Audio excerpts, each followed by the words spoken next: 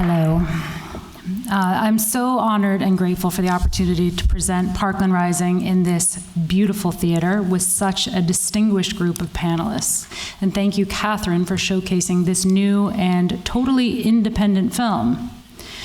And I have to say that as thrilled as I am to be here tonight with all of you, I wish that this film never needed to be made. But kids in America, including my own 3 teens, go to school and regularly rehearse for the day a gunman might arrive to try to kill them, the way someone did at Columbine and at Sandy Hook Elementary, at Great Mills High School, Marshall County High School, Santa Fe High, at Saugus High School, and Marjorie Stoneman Douglas High, just to name a few. As Americans, we simply can't go to a shopping mall or a concert or a nightclub or a synagogue or a church or a movie theater without the fear of being shot. And somehow, we came to accept that this is normal. But we're here tonight because some courageous people in this room rose up and said, enough. These brave students and grieving parents proved that change is possible. They showed that if we stop sending thoughts and prayers and instead sent demands and votes, we could save lives, our own lives, our kids' lives, and that is why this film needed to be made. Thank you very much for coming.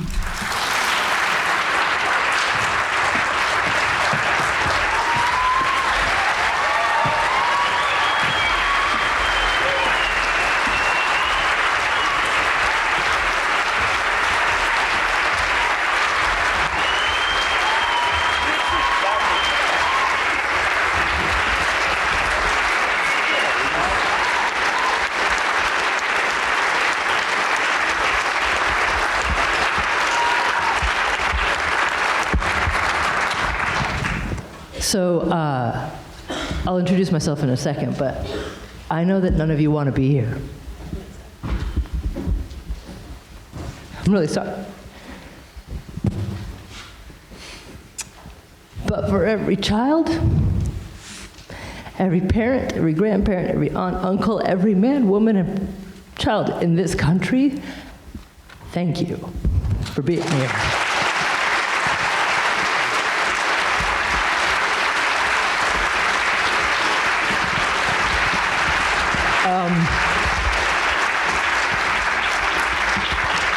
So yes, I am your friendly neighborhood radio host, Meghna Chakrabarti, but I'm also a mother of 2, and it's my absolute honor and privilege to be able to converse with you all today and to be here at the Coolidge, one of the greatest local institutions. This is my home neighborhood, by the way, so one of the greatest local institutions we've got here in Brookline.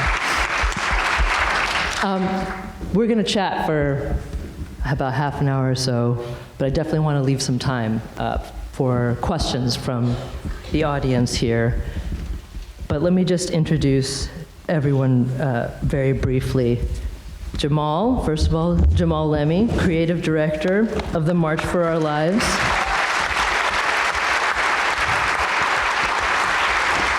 And at the end there, Patrica and Manuel Oliver, parents of Joaquin.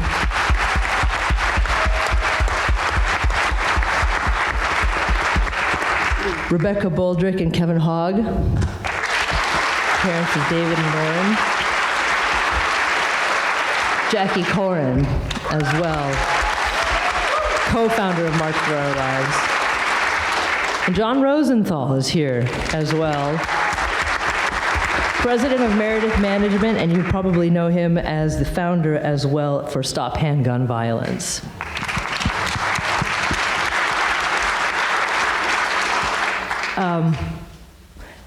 So I guess, let me just start by asking, the film ends with the midterm election of 2018. And Jackie, I just want to start with you. What do you think about 2020? You know, ever since that midterm election, the very next day, we were still going at it. You know, you saw that there were over 280 March for Our Lives chapters. Now there's over 300. And they are doing work in communities. There's a March for Our Lives Boston. You saw one of the executive directors, Vickiana. There's students doing this work every single day in their high schools, on their college campuses, within their communities. And there's students in this crowd that are doing that work. So I see a few of you. Props to you guys. Yeah. Yes.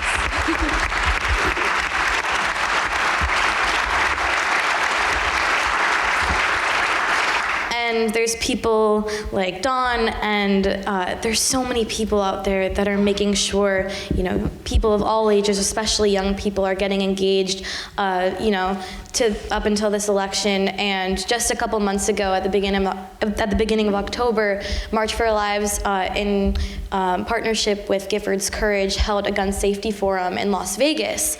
It was actually the day after the anniversary of the Vegas shooting, where all of the Democratic presidential candidates came to talk about their plans for gun safety laws if they were elected. So it's so amazing to see that gun safety is now such a prominent issue among people that are running for office, because it truly is one of the most pressing issues of our time, and people are taking it seriously. That would have never happened, you know, in 2016. So the needle truly has moved, and although we haven't seen too much on a national level, we will be seeing more in the future.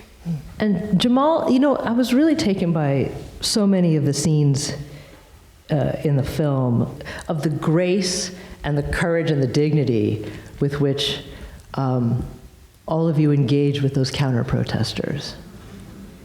Really, I mean, I think most adults wouldn't be able to pull that off. But can you tell me, what do you think people are afraid of, specifically, when they're there, even if they're there in small numbers counter-protesting? When you engage with them, what do you think they were afraid of? Well, I think a lot of it is rooted in misinformation, and I think a lot of it is also rooted in the lack of empathy. And for our movement, from its beginning, we wanted to make it not only a movement of change, but a movement of love. And for all of us, we knew that in order for our goals and what we wanted to accomplish to come to life, we had to make sure that we were all rooted in love and empathy. Because a lot of our counter-protesters, the minute we began speaking to them, we realized that we were a lot closer on a lot of things, but we weren't connecting as humans. You watch the news, you read news publications, and all you see are headlines or taglines or what's featured. But you don't always realize that on the other end of your beliefs, there are humans, there are families, there are friends, brothers, sisters, mothers, fathers who have lost people they love to gun violence. So, and I think we kind of learned this early, is that with every conversation we had, we knew that we were there to share our story. And once you look a person into their eyes, and you say, you speak about that person that you love, that is now that is now gone. There aren't many people who can come out of that experience the same way they came in. And we realized with each story, with each experience, we broke down more barriers, and then we could, talk to them about policy, talk to them about, our points. And, there's this great experience we had in North Dakota where we sat with a young Republican, his friend, and a state senator. And we just sat there and we went down our policy points, and we went, extreme risk protection orders, and we spoke about universal background checks, and we spoke about CDC research for gun violence. And one after the other, they would say, yeah, I believe in that. Yes, I believe in that. And then at that moment, we realized that we are on the same page, because no one in this country wants someone they love to die from gun violence. Mm-hmm. And we just took that, that same idea and that same motivation to every city, to every stop. And we didn't want to convince you. We wanted you to know what we were feeling. Because like I said, there's no human that could, interact and hear our story and leave thinking the same way they did when they went in. Yeah. Well, Rebecca and Kevin, if I just to keep up with the moments in the film where, obviously your kids. I don't want to call you. You guys are so much more than kids. I don't want to say that, but all the work that was done, and there was the scene at the Publix, Kevin, where you specifically were talking about the vigilance that you have as parents still. Can you talk to more about that? Because the vigilance, I presume, never goes away. Yeah, I talked for a few minutes. One of them, you guys may have seen, what's this pasty-faced guy doing? I have Parkinson's disease, as you can tell. It's not a big deal. I'd still go after one of them bastards if they went after my kid or any one of the people on this thing here. Yeah. But it also goes out to, like was mentioned, the parents. This is not something that affects just the victim. You're all victims. And if you think how it goes out, it's the kids, the siblings of those kids, the neighbor down the street, kids that know your son made it or didn't. And the randomness of it all, it could have been anybody, our parents, our grandparents. Wrong place, wrong time. And especially we need to also mention like theaters, large places. If you're somewhere where there's a huge gathering, there's a lot of people around, don't freak out, but just have a little look around as you do it, and then go about your business and smile. And there's other people that press me that would jump in at this. She always calls me out, so I'm sure there'll be others. I think, sorry, I have a sinus infection, sound awful. But I think as our kids were growing up, because Dad was an FBI agent and I'm a public school teacher, we would always say, like, this could happen. And when it happens, where are you going to run? Are you going to fight? Where are you going to hide? What are you going to do? And that's something every single one of us in this country needs to think about, because at any moment we could be gunned down. It's just a reality. It's like guerrilla warfare in the United States. It's insanity. How many people? I can't even watch the news anymore. I've just been watching bad Netflix Christmas movies because there's been so many shootings and so many other bad political awful things going on that I just don't want to hear it. So I think, you all need to think, when you're in the mall, where am I going to run? In a movie theater, where's the exit? Those sorts of things. But I still sleep with a baseball bat next to my bed and a baseball bat next to the front door because I don't like guns. And we don't have guns anymore in our home, but by choice. But I mean, there is always that fear. I still fear that David will not live to see 27. But I think it's his destiny, what he's doing, and what Jackie's doing, and Jammal, and all the March for Our Lives kids. It's what they had to step up and do because of the situation they were put in. Patricia and Manuel, let me ask you, even though there does seem to be evidence that there is actually quite a, I don't want to call it complete consensus, but there is some agreement in the United States over the common sense changes that we should be making. Nevertheless, sometimes it feels like that agreement might be very fragile. And here's why I ask, because I do have to follow these political things. A couple of Democratic presidential debates ago, there was a really interesting moment where Beto O'Rourke, he's been talking a lot about seizing assault rifles. Obviously, El Paso having had happened. And he said it again in this in the debate. And both Amy Klobuchar and Pete Buttigieg really criticized him. And they said, don't talk about that, because by doing so, you're risking how close they felt they were in the Senate to passing legislation. And I thought that was really interesting, because politically speaking, that might be true, but it just showed me how fragility again, in terms of how we get to this place of reducing gun violence in America. And I just wonder, given all the work that you've done and why you're doing it, what you think about that. Let me start by saying that you are the best moderator that we have had so far. Oh, no. In any panel. The way that you direct the question and pointing at someone is great. So there's no guessing who's going to answer that. Oh my God. I think that the political side is part of the problem. The social side is the main problem. Our culture is the main problem. What Beto said is something that we all want to say. He just said it. And he said it in a public stage where it's risky on the political side. But on the social side is a total decent way of being honest. Like, why do we have assault weapons and AR-15s just anywhere that any civilian could own it? It's not a good thing to have. I don't think it's a good idea. And it's not that I don't think it's a good idea, but my son is not able to share any more time with us, between other reasons, because someone had an assault weapon at home. He had easy access to this weapon, and he was able to bring it to a school, get inside the school, and then start shooting randomly a lot of people. 17 were dead. One of them is Joaquin Oliver. Period. So I've said that several times, that we should ban assault weapons and that we should find them wherever they are, and you shouldn't be allowed to carry that. But I'm not running for president. And I don't want to run for president, because if I need to follow all that fucking protocol, I don't want to be one of those guys.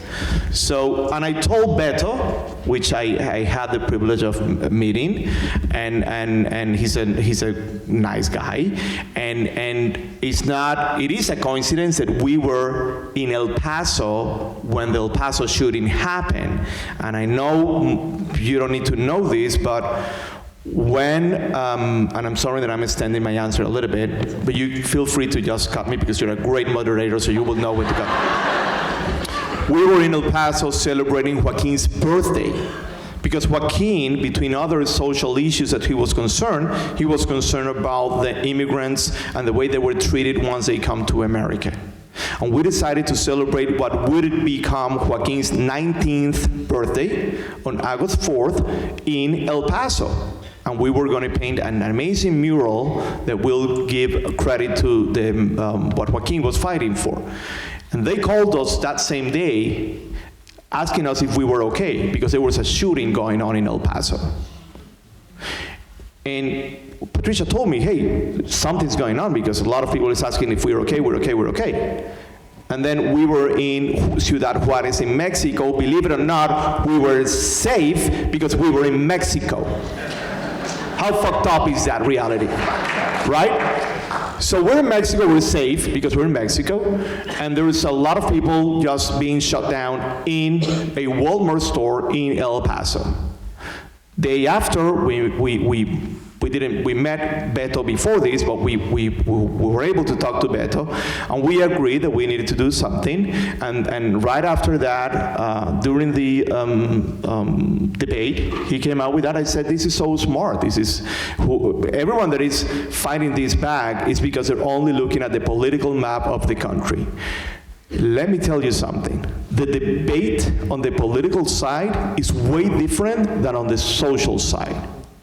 So don't think that all Republicans are against what we're working and what we stand for. It is not true.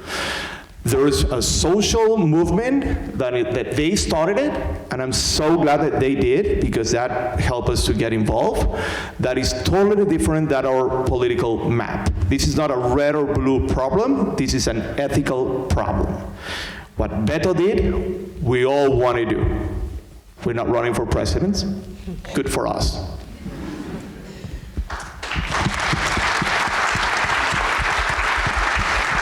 Patricia, did you want to add to that?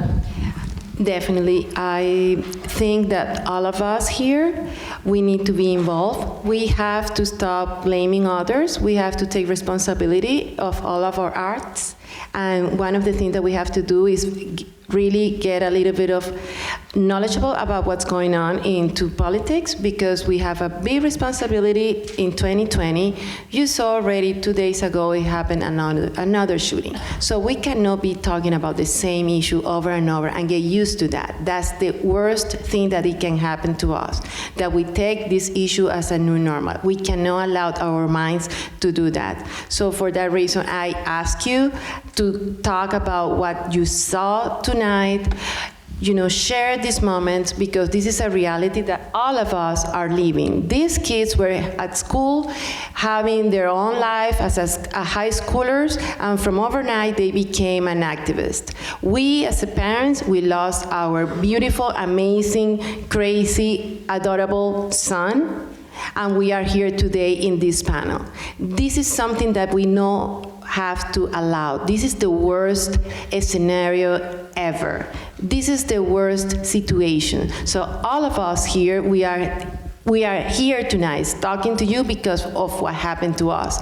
We cannot wait for that moment. See you in the news, watching TV, and seeing you part of the reality that is living this country. So I invite you to be responsible, to be able to share what is going on. This is a reality that you now have, you being experienced through us tonight, because this is what is going on to us since February 14. We haven't stopped doing what we're doing in every single place that we are. And this is something that it can happen to you maybe in 5 minutes. So we never know. So that's the only advice that I have for you tonight.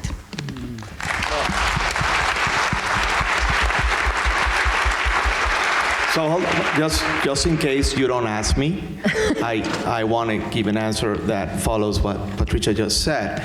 It happened a few days ago in a military base, and let me be honest with you here. We think, we dream, we walk the whole 24 hours per day thinking about this. All right, this is our life, 24/7. The whole year. And when we see these things happening, there's a lot of process in our minds. And I believe that Jammal, Jackie, we're all thinking about this. This is a military base. And I've heard people suggesting that we should arm more people inside schools, because a good guy that is trained and has a gun will be able to save our kids. This is a military base, dude. How can you still bring the argument of bringing more guns to this campus and that will be a safe environment? So what I really hate is that we need to have these things really happening so we can make our argument stronger. So in other words, we need to see more people dying that will somehow empower my arguments that I've been saying since 2 years ago, or almost 2 years ago. I heard the governor of Florida yesterday saying that, wait a minute, the guy from Pensacola, he was not born here. He's a foreign person. How can foreign persons have access to guns? Really? So the problem is that foreign persons are actually having access to guns. Like the template of this shooter, not only in Parkland, but almost everywhere, it's an American white racist guy that was raised with this culture of guns. I'm sorry, but I know that you're not going to ask me this. I'm going to save this for later. It's the self-moderating panel. I like it. Kevin, did you want to say something? Following on what he said, we forgot I was a Navy pilot also. Do we have any pilots in here? Went through the Navy syllabus? That gate right there is like the back gate for the main folks, the guys that come out of the book side before they go off and get in the T-34 Charlie or the new one they have. But I'm just going to mention it. These guys see the United States trains a lot of Danish pilots, a lot of Saudi pilots. I always knew it on my helicopter solo, Al Gambi, that was their name. The U.S. would bring them there and train them, and it's been fine. Many have gone through this program as us to get your wings of gold and go off and hover. I was an H-3 pilot at San Diego. And since the category here is we're talking about deaths and gun control and things, I can think of about 3 of my friends. They look around the room. One of you is not going to make it through here. And sure enough, I had 3 disappear on me. One was my best friend. And it really hurts. You think about that every day, or you look up and you see that orange and white plane go flying over there, turboprop. It hits you hard. And just one real quick example is my good friend, he had his memorial service out in Missouri, in the middle of nowhere where he grew up. I'm not going to get into his world, but I flew out there because I'd never met his dad. And I told his sister, hey, I just want to meet your dad and shake his hand and tell him what a good guy Craig Melton was and still is. Think about him all the time. And that was, gosh, 30 years ago. 20, 30 years ago. I don't know what to blur. But it's the same type of thing. And I've been to a couple of the other houses. You go in there and you sit down on their bed and just look around the room. The parent might have some clothes or a rack there, but the room's still there. And you can tell there must be an emptiness where they lost their son or their daughter. And you can really look around and think of I try to think of positive things, not things that he could have done, but things that he has done, things that he will do. But you move on, always in your head, always memorizing their voice. I don't mean to carry on, but basically I'm just saying, it's not the end of the world, but it's a horrible thing. And if you have weapons, I always tell these folks, hey, we don't want to take them. I said, but lock it up. You know, that adds a few seconds or minutes to get there. Even if the kid pulls it out when he's younger, and the dad shows him, and it's all hunky-dory. Well, what happens when that kid gets to be 16 years old and the girl dumps him? I'll show them. He knows the code. He knows the weapon. So that's why they mean lock it up, make it inoperable. I'm going to shut up now.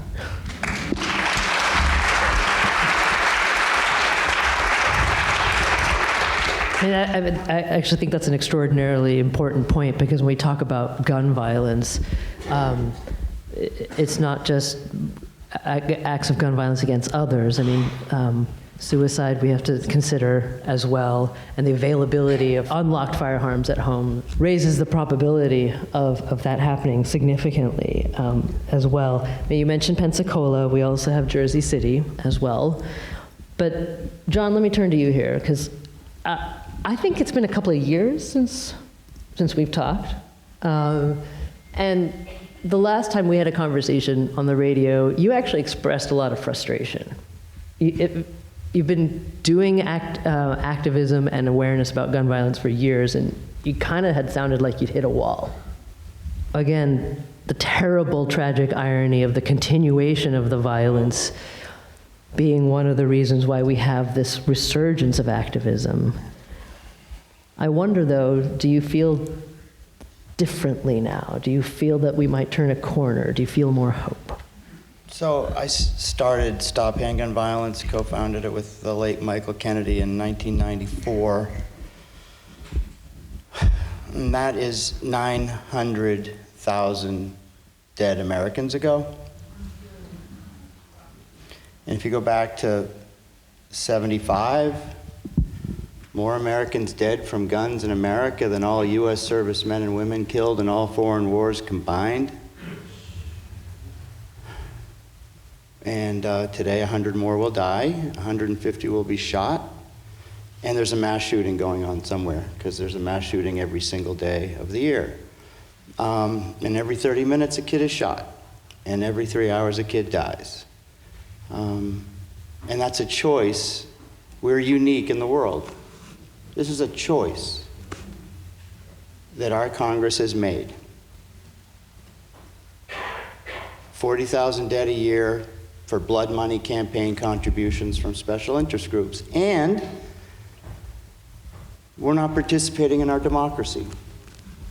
It's frustrating to me. I'm usually, not at a loss for words, but, since 94, when we built a billboard on the Mass Pike, I meet parents of dead children every week. We don't have the gene to bury our children, never be the same.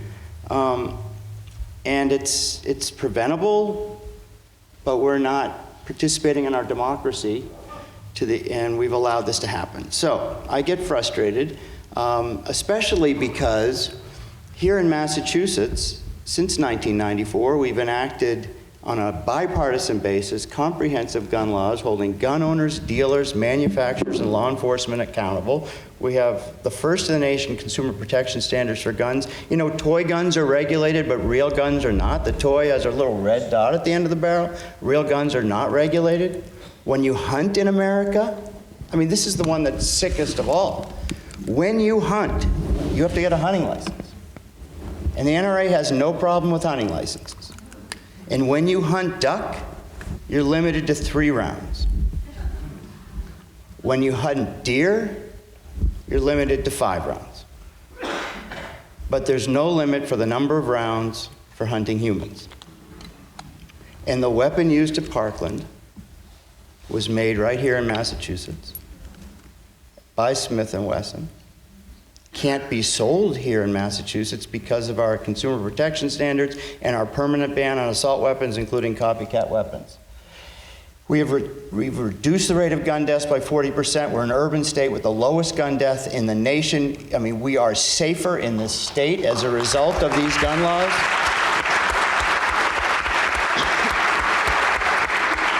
And they're entirely replicable. A background check. You need a background check to be a bus driver. You need a background check to be a Boy Scout leader. You don't need a background check to buy 1,000 weapons a day in New Hampshire, Maine, or Vermont, because they're states with no background checks. 33 states. So this is a choice. I became more hopeful thanks to the March for Our Lives. That is a moment, folks, and there is a long history in this country of student movements having an impact, changing policy, saving lives.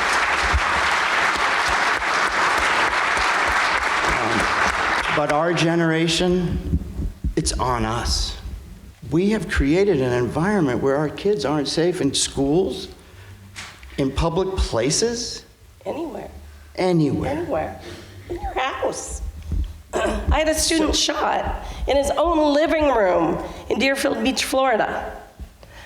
3rd grader, just sitting on the couch.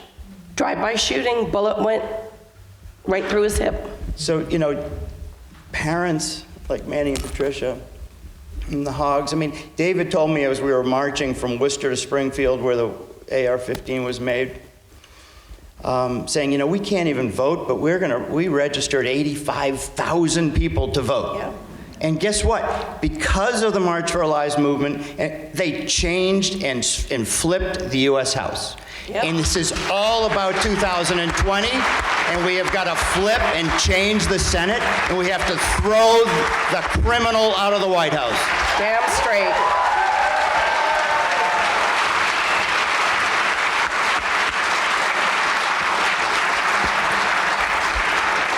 So Jackie and Jammal, when are you going to run? Gotta go through college. I can say here on this stage that I will never run for office. And that's not to discourage anyone who does want to run for office, but I'm very much like Manuel. Much of my work is on the ground with the people, using what I've learned through life to change the country. And hopefully one day supporting people like Jackie when they do choose to run for office.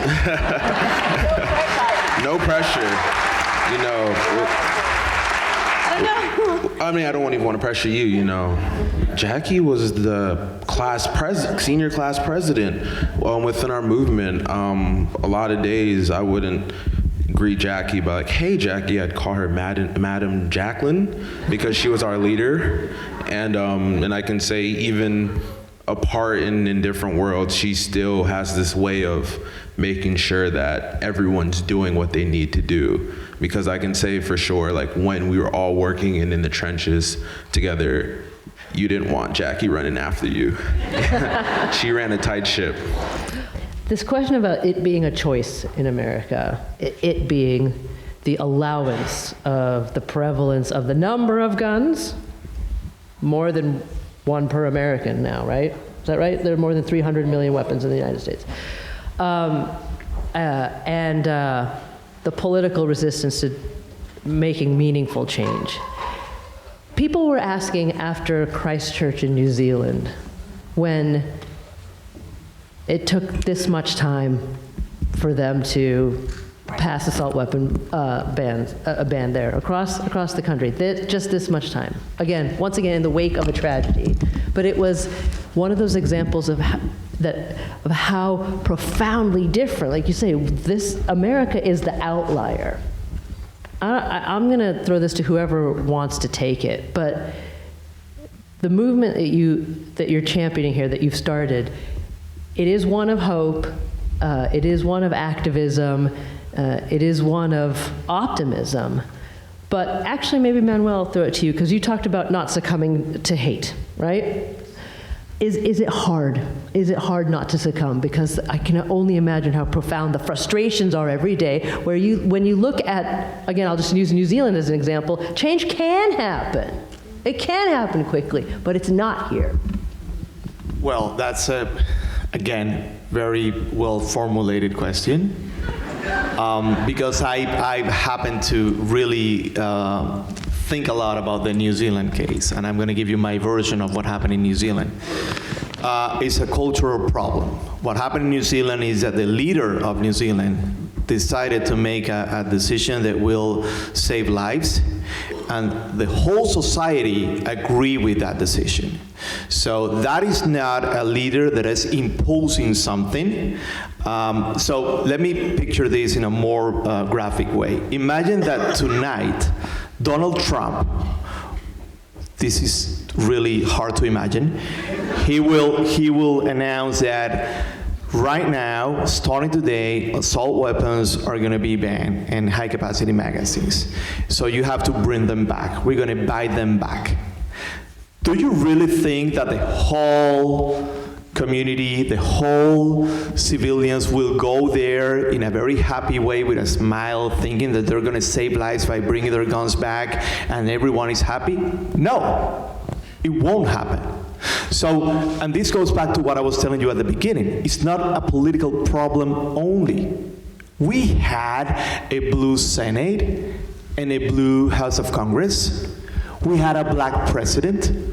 We had red and blue passing the power from one to the other, and none of them has been able to solve the problem.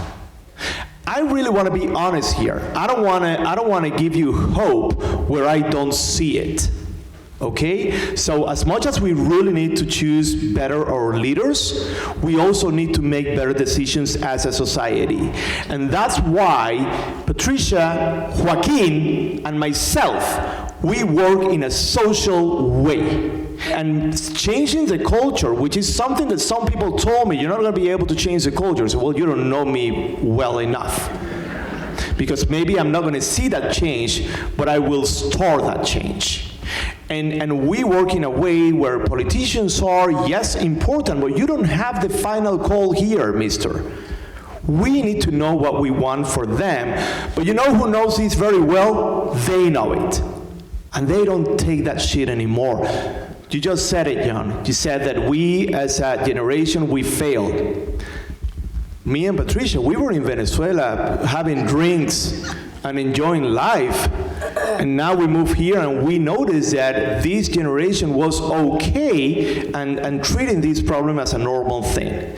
It's a cultural problem. What happened in New Zealand will never happen here. It's not made for something that could happen here. The debate that we have here in a cultural way is way more than that. Gun culture here means a lot, and it's not a good thing. It's taking lives from Americans by Americans. Mm-hmm. And this is very important. American lives are being sacrificed by Americans. We're killing each other. This is the largest war that America has ever had, and we have it every single day.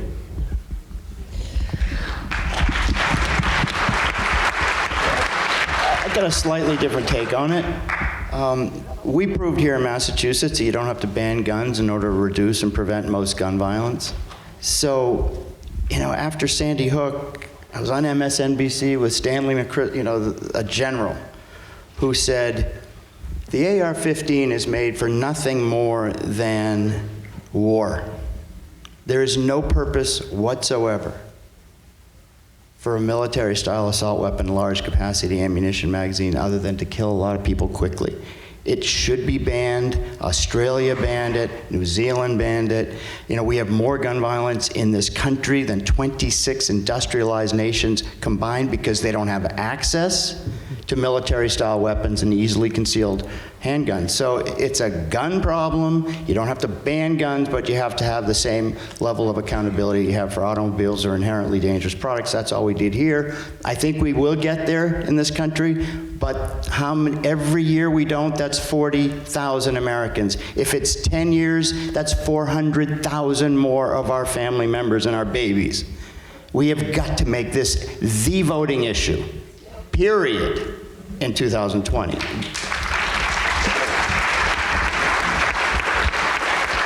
How do you think we feel when I met John and he's been fighting for this for the last 20 years?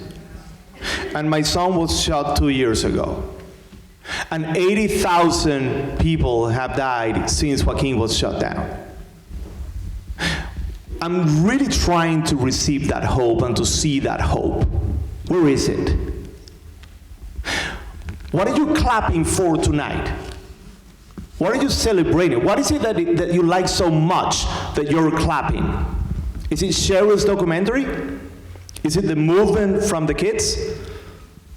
Is it us? What is it? Raise your hand if you lost a son or a daughter because of gun violence. Or any family member. Or any family member. Good. Perfect. Because you know, the ones that raise your hand, what it feels to be here. Otherwise, you're watching a movie, and you think that the movie was great. And that feeling is going to last for the next 10 hours. And you're going to wake up tomorrow and you're going to hug your kids, or your husband, or your wife, or your friend, or your brother, or your sister. That is not our case. And everybody that raised their hands, you know exactly what I'm talking about. So I wish I had someone telling me this, and me sitting on a theater and doing something before February 14th. But I didn't. Maybe no one was saying what we're doing here, or maybe no one was filming what Cheryl was able to film. So this is a perfect storm. And I think that the invitation here is for you guys to do something during that period of 10 hours that you have left with this feeling. In addition to that, and I'm sorry that I'm taking a lot of time here, but tomorrow is my birthday. Happy birthday.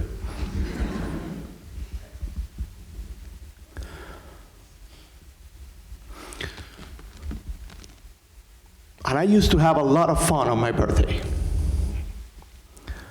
with Joaquin. He will choose the best restaurant, we will hang out, eat a nice steak, and then go back home and we will have a cake with the girls, and we will hang out and we will dance and we will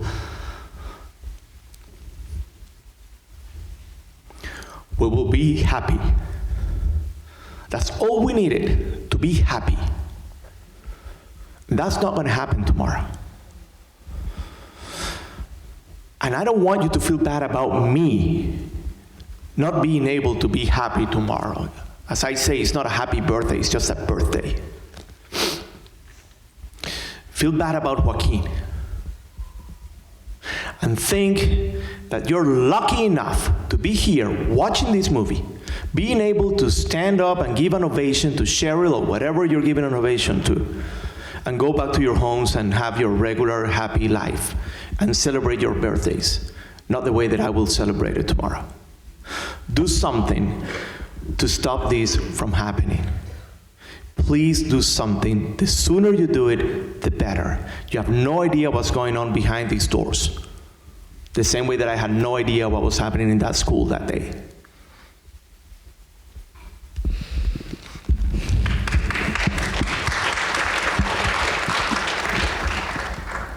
My name is Matthew Kenny. I was a teacher at Marjorie Stoneman Douglas High School from April 2018 till June 2019. I'm currently a student at the Harvard Graduate School of Education, and the story of activism is a beautiful one.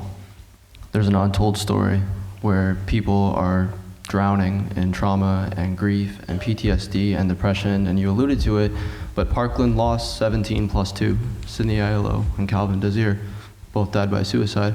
And Jackie, I think you could probably speak to the lack of response from the school district and from the school itself and the administration. And my question is, how can we do better to support people and communities who have gone through this sort of trauma? Yeah, thanks. Nice to see you, by the way. So, yeah, after the shooting, we went back to school after 2 weeks. Just 2 weeks. 2 weeks goes by pretty quickly. And we, colored and played with Play-Doh for a week, and then the very next week after that, we were back to our math tests and our English assignments. And we did have some therapists, but a lot of the times multiple students had to meet with one at a time. They had a limited amount of time they could meet with them. They had a limited amount of times they could meet with a therapist. And overall, our community was not prepared to deal with this mass amount of trauma. And it took like a year to get a trauma community center in Parkland. And by that time, 1/4 of the school was already off to college. So yeah, it is so insanely important to talk about the mental health aspect after something like this happens. Manny talked about this before. This follows them, this follows us every single day, as it does a lot of you guys. And it definitely needs to be a broader conversation. I'm sure that you can talk about, what teachers need to do, what administrations, what city councils, school boards need to do in an aftermath like this. I think a big part of the problem was that Broward just wanted to use the school counselors Broward had, and they were not trauma-informed therapists. So we went to them, and they didn't know what they were doing, and I studied trauma a lot, read a lot, talked to a lot of experts, and finally I realized I could not get for my daughter what she needed there. And that was one of the major reasons we left, and we now live in Maryland. Now, why are we concerned about what we need to do when this happens to a community? Do you think other countries are worried about what we can do after this happens to a community? We're concerned about this shouldn't happen to a community. So this is a problem here. Our solutions have a little delay in terms of actually becoming a solution. So your question, and I'm not saying that you're meaning that, but we're playing the game in a way that, we should be ready whenever that happens, so we have a great response. What the fuck is wrong in this country? How come we're not preventing this from happening, and then we don't need to have a solution when it happens? If I could just say, obviously your point is very well taken. But right now, it still happens, and I think that because we are not offended enough. That's what's happening. I don't dispute because that. we hear our activism is an activism that needs permission to become an activist. You know that these kids, they needed to ask for permission to Capitol Hill so they could do something in front of Capitol Hill. Do you see people in France doing that? Do you see people in other nations demanding for their rights, asking for permission before demanding for the rights? No! You guys and we and everyone here is okay with what is going on. And I refuse to think that way. I refuse to think that way. And I'm here to talk to you about this. And I don't care if I steal all the time that we have. I really don't care because I lost my son. And I have to put in a balance losing my son or giving you the right message. And I want to make sure that you really think in a different way. Get out of the fucking box and start doing things in a different way. Because we are used to follow rules that we are not okay. I don't follow rules that I'm not okay with. Why? So what makes you think that when you're 17, 18, or 19-year-olds, you don't give a shit? because they know, they heard those shots. Their friends were murdered. And my son was also murdered. So I'd rather be on their side. I don't follow rules, because rules are not respecting me and my family. So your choice tonight is either to be okay and prevent how we're going to solve this as a community and then heal the families that were hurt. No, my son is not here. Who's going to heal me? What are you going to do? You're going to bring me another son? No, you're not able to do that. So make sure that you don't lose your son or your daughter. That's what you need to do tonight. Manuel, we've got to have both.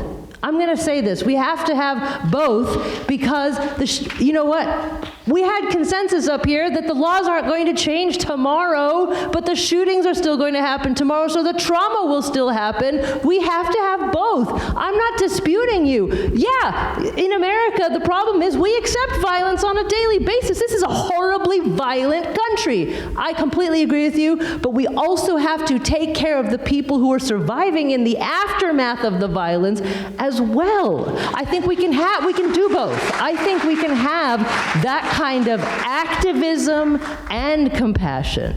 I do. So I'm not actually arguing with you. I am profoundly feeling your call to action, but I think it can be a multi-layered call to action as well.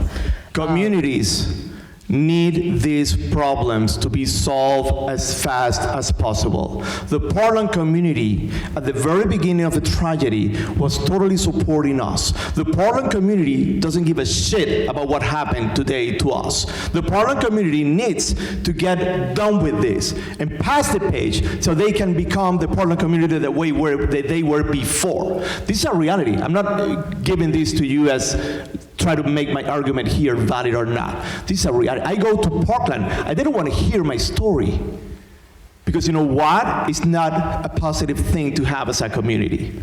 Now, I'm not following that rule book, and I hear you, and I don't agree. I need to react in a different way. And as long as we react in that same passive way of being okay with this and being ready so we can respond in a nice way, this is going to keep on happening. And I know that I won't see this result. And I know that I might be risking my life, and I don't care. But you have to get rid of that fear and that sensation of risk. And now we need to solve this problem in the aftermath. It's up to you to decide what you're going to do tonight. I know what I will do. I'm going to have a very terrible celebration of my birthday. Lucky you guys. Thank you. Thank you for your question. Let's get another one. I'm just glad you brought up people who die from guns through suicide. Over 30 years ago, I tried to buy a gun with the intention of ending my life, and it was Massachusetts gun laws that discouraged me, and I survived. You saved your life. And I've never said this to anybody before. I've never told anybody this before, but I tend to start big. And I just wanted to say, my wife's birthday is the same as Joaquin's. And I have two beautiful teenagers, and I will go home, and I will tell them, and we will remember Joaquin every year or more on their mother's birthday, and we will do something. Thank you. Thank you for being here. My name is Angel, and I'm coming with a reminder and a question. The reminder is that you can't pour from an empty cup. You need to take care of yourselves. So what are you doing to take care of yourselves?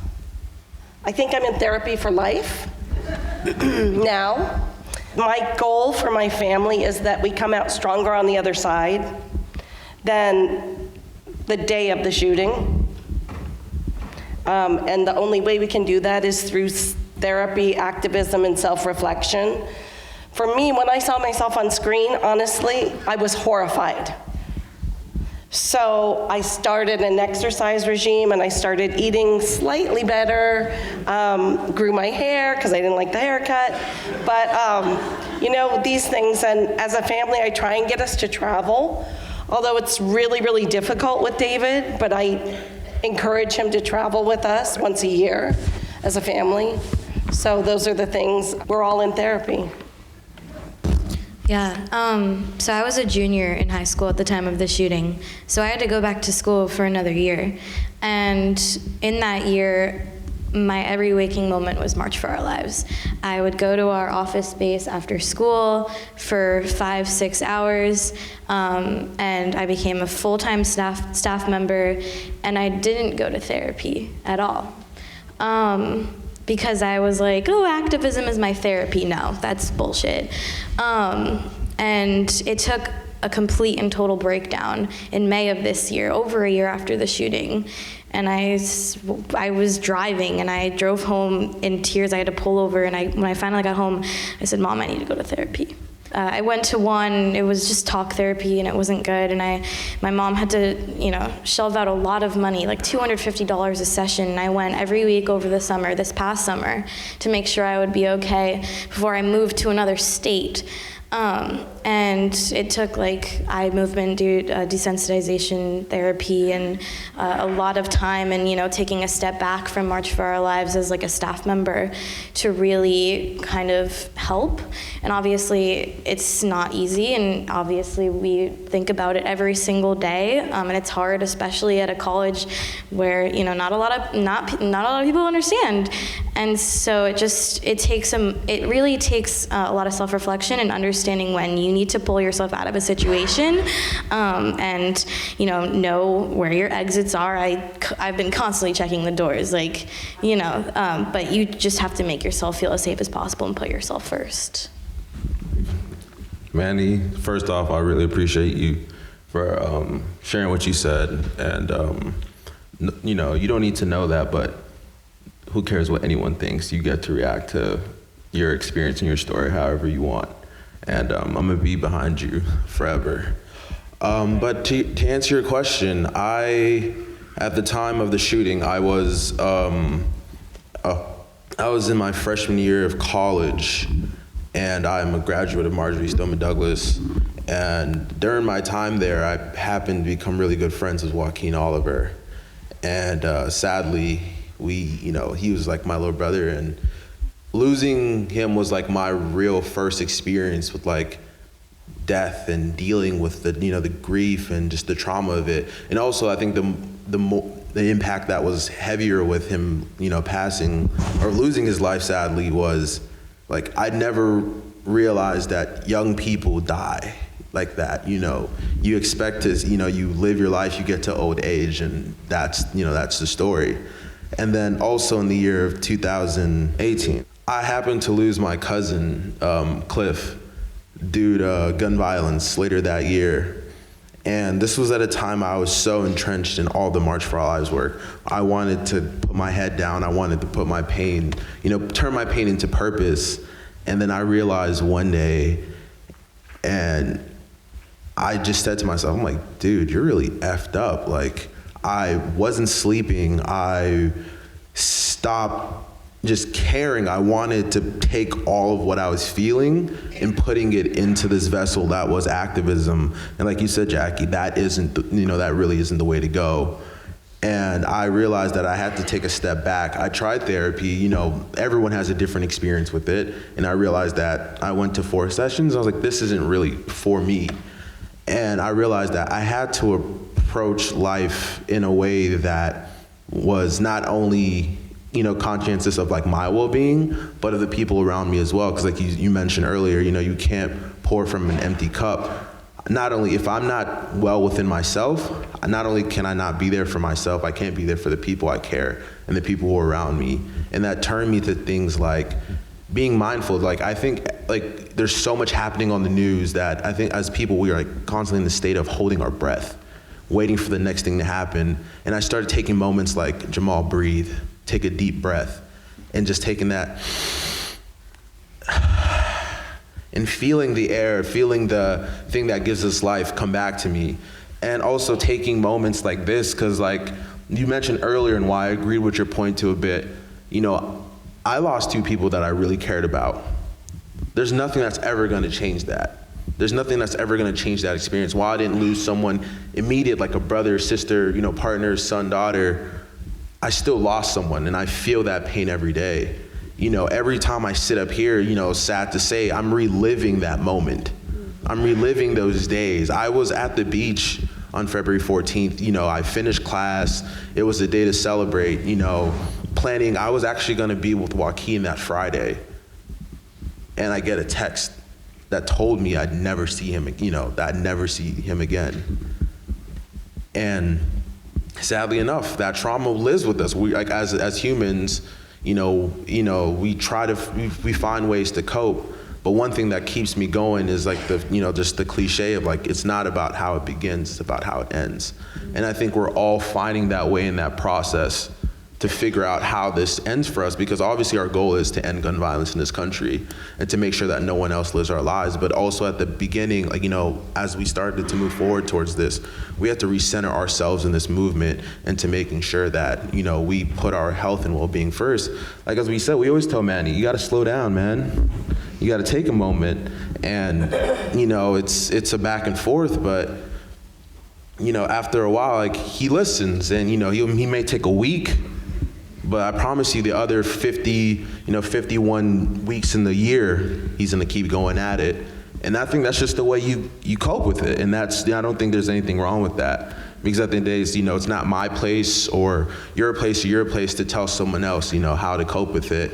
But as long as that we're keeping each other accountable and, making sure that we're empathetic to each other's situation, I think that's kind of how we practice the collective self-care. Because it's not just about me, it's about the self-care I get being around all these people that I've, spent sleepless, nights and days with.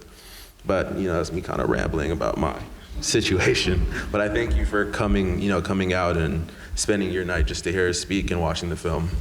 Yeah, don't thank me. I'm doing my civic duty. I'm gonna thank you, because you deserve to be thanked. Because I promise you, when I was before all of this, I wasn't connected. I wasn't tapped in the way I should be. So whenever I see people who didn't have to lose someone or, isn't rooted in trauma come out and hear our message, I'm truly grateful.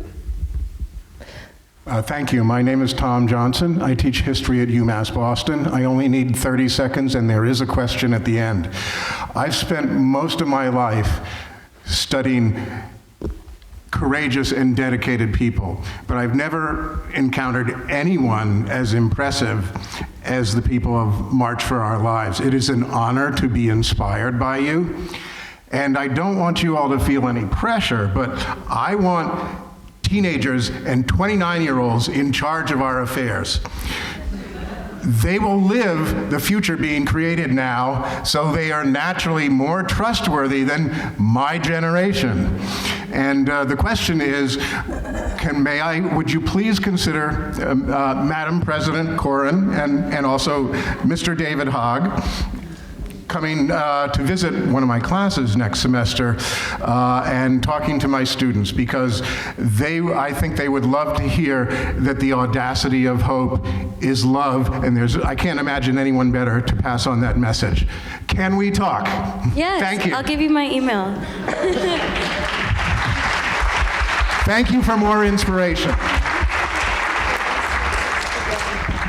First of all, as someone who works on gun control, I want to thank you from the depths of my heart for everything the students and parents have done. You've heard all night, get involved, get involved. I want to mention some ways to get involved. Yes. Get involved in March for Our Lives. Get involved in John Rosenthal's Stop Handgun Violence. John, thank you for everything that you do, and I will see you again at the State House. I will look up on the internet the Massachusetts Coalition to Prevent Gun Violence. Yeah. It's a coalition of organizations throughout the state for everyone. It doesn't matter where you live, what age you are, whoever. We are all involved in dealing with gun violence and improving the lives and the laws in the state. Please do get involved. My grandfather was murdered 45 years ago, and I can tell you all about that day it happened. Thank you. Thank you. Thank you. And to the young Thank you, people in the audience, please spread this message to your friends at school. Please. Or work. Or work. Well, I'm sorry I do have to wrap this up, but I just want to say thank you to Cheryl, the director and producer of tonight's film, Go Parkland Cheryl. Rising.